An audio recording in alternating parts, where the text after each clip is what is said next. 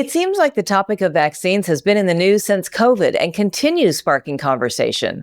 So, to shed some light on what we need to know about adult vaccines is Dr. Wendie Grader-Beck, primary care physician with University of Maryland St. Joseph Medical Group Primary Care Associates in Towson.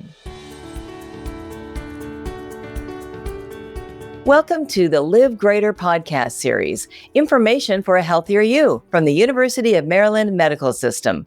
I'm your host, Maggie McKay. Welcome, Dr. Grader-Beck. Thank you so much for being here. Thank you so much for inviting me and for choosing such an important topic. Definitely. So why is it important that adults get vaccinated? Is it more important for certain groups of people than others? Well, I think adults really like to be prepared. And vaccines are an opportunity to prepare our body to prevent infection. So many vaccines are for all adults based on their age. And then there's a few vaccines that are offered earlier for people that have high-risk conditions. And a lot of the recommendations are based on age of the adult.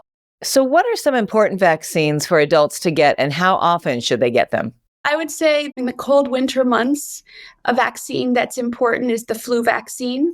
And that's a vaccine for all adults and for children that can prevent severe influenza. It doesn't just prevent getting the flu, it also prevents heart attacks and strokes for people that are older. So it's not just the illness you're preventing. And that vaccine also is helpful for preventing severe disease like hospitalization and death. Some vaccines that I think are also important to consider are the pneumonia vaccine. There's a new guideline that just started in 2025 to prevent invasive bacterial infections from the pneumococcal bacteria that is recommended for 50 and above. And previously that was recommended for age 65 and above. So that's actually a new recommendation that will be important for people to be aware of. Wow, I had not heard of that. So they went from 65 down to 50? Why? Really, why vaccines are given is to do prevention before you get an illness. So what they found is that if people are given the vaccine early, they're less likely to get severe complications of a bacteria because your body can fight the infection off. So there's been many more pneumonias. I'm sure you've heard this year of all of the outbreak in our community of different types of pneumonia, the bacterial pneumonias. Younger adults are tending to get these severe bacterial infections, and that's why they've changed that guideline. The same is true for the shingles vaccine. That was initially recommended for an older group and now is recommended for 50 and above. That's been for quite some time. But as you watch a population and see who's at risk for getting the disease, if you get the vaccine earlier, you can prevent the illness. Can you explain how those vaccines work to protect adults, especially those who already have health conditions? Is it similar to how they work in children? It's very similar to how they work in children. Adults have the benefit of having a fully developed immune system. So we don't need vaccines as frequently. We don't have to train our immune system as frequently. So a lot of the adults, for instance, the tetanus vaccine, which is recommended for all adults every 10 years, for children, they'll need that vaccine, 4 times in the first year of life, whereas we need it every 10 years. But it does work similarly. A very small particle is introduced to our body, and our immune system trains itself. So our immune cells are able to make the proteins and develop the cells that can attack that infection if it's seen inside the body. It's a very similar mechanism. Another thing to remember, and I think we need to remind ourselves, is with the development of vaccines over the decades, we've gotten better and better at not needing entire germs. So nowadays, there are no live vaccines that adults are getting unless there's a special circumstance. So all of these are just particles, a part of a vaccine. There's no live vaccine that's needed. And how can adults assess their risk factors to figure out which vaccines are most essential for them? The best resource that's geared exactly to you is your primary care physician. That relationship with your primary care physician, they are seeing you for your physical, really for prevention. The goal is to talk with you about vaccines that can help you along with other things you can do to stay well. So that's one huge resource. I think the second resource is to go to the cdc.gov and just write in adult vaccines. You'll see the entire list of vaccines. You'll see the ages when they're recommended. You'll see what particular chronic illnesses would cause that vaccine to be required earlier. And you would also see what is the disease? What are we trying to prevent? So when you see that often you're preventing death as one of the possibilities, I think that brings it home. That's a motivator.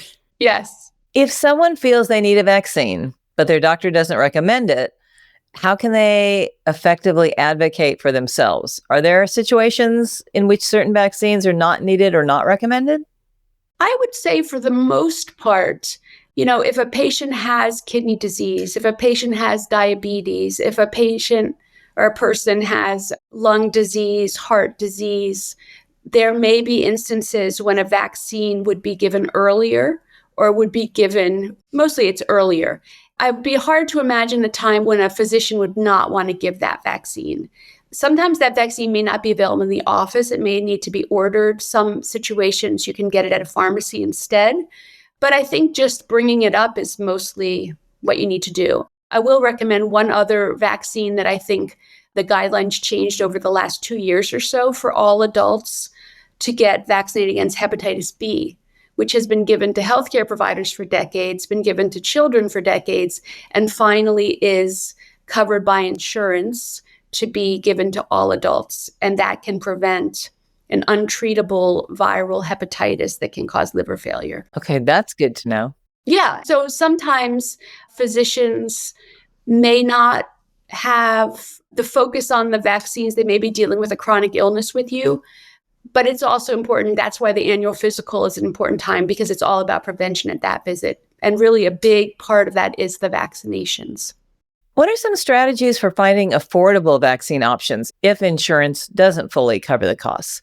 That's a wonderful question. I think the good news is that in 2023, Medicare began covering all recommended vaccines.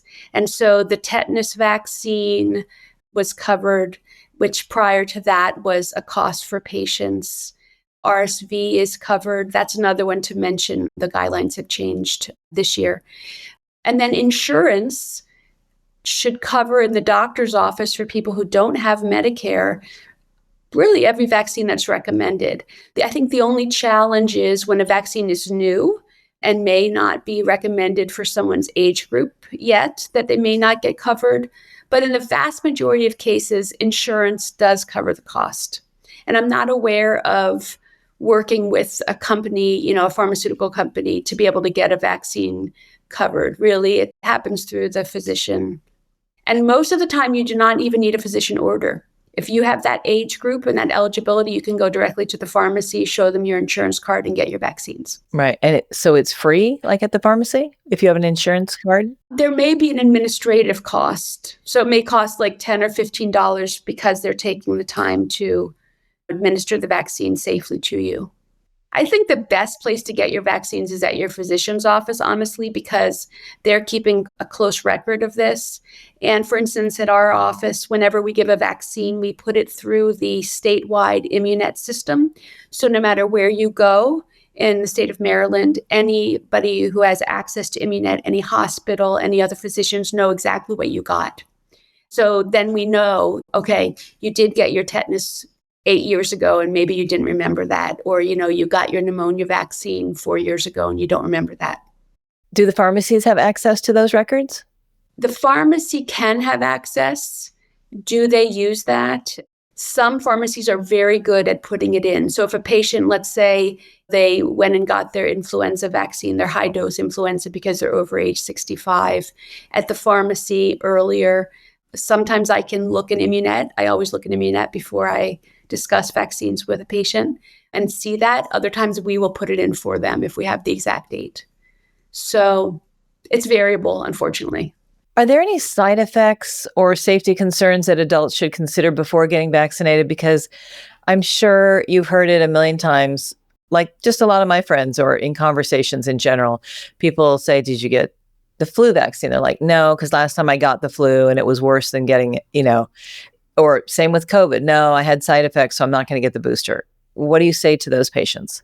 What I would say is there are some known side effects. So for instance, every 10 years when we get our tetanus vaccine, boy, is it going to hurt. And I say to people, this is going to hurt tomorrow. I don't like patients to have any surprises. I want them to know what to expect so they can make a choice that's informed. So for tetanus, yes, your arm is going to hurt. Are you going to feel unwell? No, you're not going to feel sick. You're not going to have a fever, but your arm is going to hurt because our immune system is responding. So in many ways, we can celebrate, yes, I am not going to be getting tetanus, but I won't need this vaccine for another 10 years. Other vaccines like the shingles vaccine, which is Shingrix, which is needed 2 times for adults over age 50. That vaccine, 1 in 4, so that's 25% of patients are going to have possibility of either your arm hurting or being under the weather, feeling like a low-grade fever, not feeling well. So you can plan that. You're not going to do that before you go on a great trip. And then for the COVID vaccine, it is really half of the people that have that side effect of not feeling well, having fever for some people. What I would say, even for the COVID vaccine, which I think of all the vaccines has the highest rate of half of the people having a side effect, the very severe side effects of COVID are about at least 18 times more common if you get the actual illness. So remember, when we're giving a vaccine, we're giving one little piece of a part of a virus or a part of a bacteria that's not alive to train our immune system to hone in and be able to see that and kill. But if you get the whole illness, you're going to feel much more unwell. And so anyone who's had a friend who's gotten shingles is pretty uncomfortable. Yeah, they're very eager to get the vaccine versus to get the illness. Yeah. You mentioned the CDC. Are there other places where people can find reliable information on vaccines, especially with so much misinformation out there?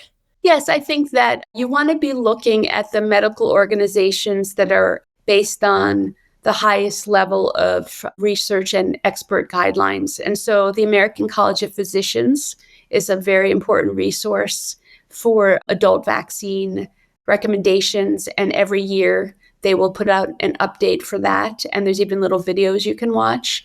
The American Academy of Pediatrics also has clear guidelines, and you can look on their website as well to see the latest guidelines for your children. Do you have any key takeaways for our listeners on this topic, adult vaccines? I think the key takeaway is that we love to wake up and feel good and do whatever it is we have planned. And it's when we have unexpected illnesses that we are not happy.